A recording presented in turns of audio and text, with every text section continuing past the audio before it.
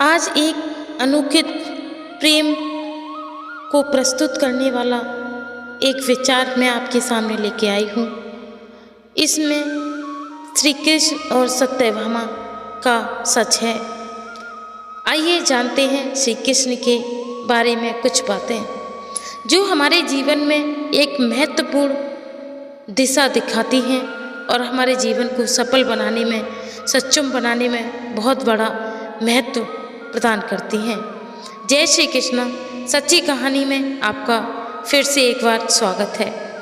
एक बार श्री कृष्ण का जन्म दिवस के उपलक्ष्य में सत्यभामा ने सोचा कि वो सब कुछ करेंगी और सबको दिखा देंगी कि श्री कृष्ण से वो कितना प्रेम करती हैं। तो उसने तय किया कि वो श्री कृष्ण के वजह और उनको त्याग की महत्वता समझाएंगी। श्री कृष्ण के भजन जितना सोना शहर के लोगों में बांटेंगी। और ये उन्होंने बहुत सावधानी से सोचा। इसे तुला भर कहते हैं और ये मंदिरों में होता है। तुलाभार एक प्रथा है जो सत्यलोक से कलयुग तक चली आ रही है।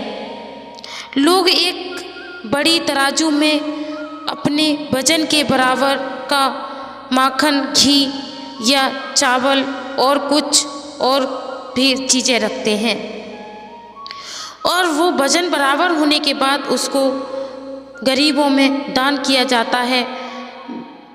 इच्छा पूर्ति लोगों को बांटा जाता है।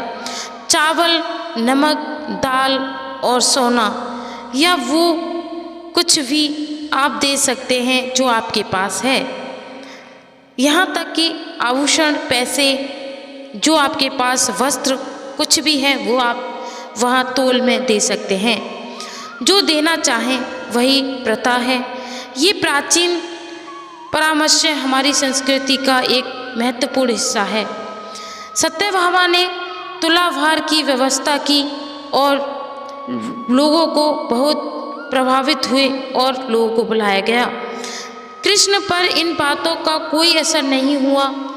वो जानकर तराजू के एक पलड़े में बैठ गए। सत्यभामा जानती थी कि उनका वजन लगभग कितना है और उन्होंने उतना ही सोना तैयार ही रखा था। पर जब उन्होंने उसमें सब सोना दूसरी पल्ले में रख दिया तो कांटा जरा भी नहीं उठा और ना हिला। श्री कृष्ण का पल्ला थोड़ा भी ऊपर नहीं हुआ। ऐसा ही कुछ अब इस कहानी में है। और तब हुआ तो जब श्री कृष्ण एक शिशु थे, एक राक्षस आकर उनसे ले जाने का लगभग मान किया। तब श्री कृष्ण ने अपना वजन इतना बढ़ा लिया कि राक्षस वहीं गिर पड़ा और श्री कृष्ण ने उसके ऊपर बैठकर एक अंचल और कुचल का मार दिया। क्या योग में एक ऐसा तरीका है जिससे कोई योगी अपना वजन बढ़ा या घटा सकता है? ऐसी बहुत सी कहानियाँ हैं कि जिसमें योगी ने अपना वजन बढ़ाया और घटाया है। उसी प्रकार श्री कृष्ण ने भी किया। तो इस बार श्री कृष्ण ने अपना वजन बढ़ाकर तराजू में क्यों बैठ गए?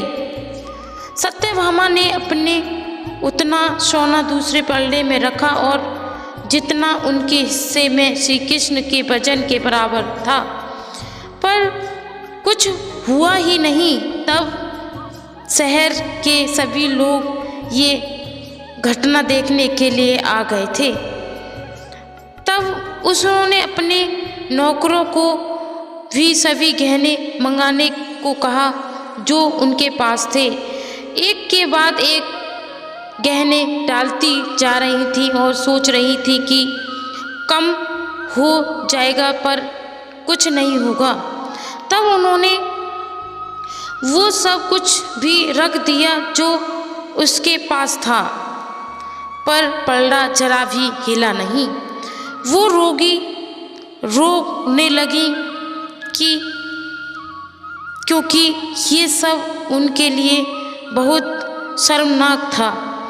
सारा शहर देख रहा था और उसके पास पर्याप्त सोना नहीं था। पर्याप्त सोना ना होने के बाद भी उन्होंने हार नहीं मानी। वो जो हमेशा अपनी संपत्ति के बारे में इतनी घमंडी थी, उसके पास पर्याप्त सोना नहीं था और उसने समझ में आ गया कि वो कुछ क्या कर सकती हैं। श्री कृष्ण अपनी रुक्मिणी की ओर देख रहे थे और देखते जा रहे थे, जिसमें वो बहुत जलती थी और हमेशा परेशान रहती थी। और रुक्मिणी से पूछा, अब मैं क्या करूं, क्योंकि ये बात सिर्फ मेरे लिए ही नहीं पर तुम्हारे और हम सब के लिए भी बहुत शर्मनाक है। मैं क्या करूं? तब रुक्मिणी ने बाहर गई और तुलसी के पौधे के 3 पत्ते उठाकर लाई, जिससे कि तुलसी के वो 3 पत्ते उसने तराजू के दूसरे पल्ले में रख दिए। श्री कृष्ण का पल्ला तुरंत ही ऊपर आ गया। इससे आप समझ सकते हैं कि घमंड के साथ कुछ नहीं किया जा सकता। श्री कृष्ण तुलसी से बहुत प्रेम करते हैं और उनकी रक्षा करते हैं और उनका इज्जत मान सम्मान उनको देते हैं। उसी प्रकार दोस्तों, आपको दूसरे से ना जलना और अपने ही काबू में रखना, अपने मन को सीख देना चाहिए कि किसी का प्रेम घमंड नहीं होना चाहिए। प्रेम तो त्याग की निशानी है, घमंड की नहीं। प्रेम में त्याग किया जाता है, इच्छा जाहिर नहीं की जाती। प्रेम एक प्रतीक है उस मानव जाति के लिए, उस भगवान के लिए जो श्री कृष्ण ने राधा से किया और राधा ने श्री कृष्ण से। इस कहानी में आप समझ सकते हैं कि प्रेम जाहिर नहीं किया जा सकता, उसे केवल महसूस किया जा सकता है। और महसूस करने के लिए आपके पास समय होना चाहिए और धैर्य होना चाहिए। धैर्य के साथ अगर आप ये कोई काम करते हैं तो आप सफल होते हैं। सफलता की ओर आपका पहला चरण उठता है। श्री कृष्ण चाहते तो रुक्मिणी को भी उस समय निराश कर सकते थे, लेकिन श्री कृष्ण ने वह देखा जो किसी ने नहीं देखा। जैसे ही रुक्मिणी तुलसी के 3 पत्ते पल्ले में लाके रखे तो कुंटलों का जो सोना चांदी गहने आभूषण वस्त्र चढ़ाए गए थे वो उन 3 पत्तों से मुक्त हो गए। इससे पता चलता है कि घमंड के आगे जिसकी जीत है वो है प्रेम। और प्रेम किससे मिलता है? धैर्य से, समझ से, ज्ञान से। तो फ्रेंड्स, इस प्रकार श्री कृष्ण ने रुक्मिणी को और सत्यभामा के साथ छल किया और ये छल हम लोगों के लिए बहुत बड़ा सबक है। सत्यभामा को समझ में आया था, क्या आपको समझ में आया या नहीं आया? इससे पता चलता है कि हम क्या सोचते हैं, क्या हमारे विचार हैं। इसलिए अपनों से प्रेम तो करो, लेकिन उससे जग जाहिर मत करो। प्रेम एक नित्य लोक का रक्त है। इसी कहानी के साथ समाप्त करते हैं फ्रेंड्स, एंड कल लेके आएंगे एक और न्यू रोमांचिक श्री कृष्ण की कहानी। चैनल को लाइक एंड सब्सक्राइब कीजिएगा। कमेंट करके आप ज़रूर बताइएगा आपको कहानी कैसी लगी। और आप अगर श्री कृष्ण के प्रेमी हैं तो कमेंट में जय श्री कृष्णा जरूर लिखें। धन्यवाद फ्रेंड्स।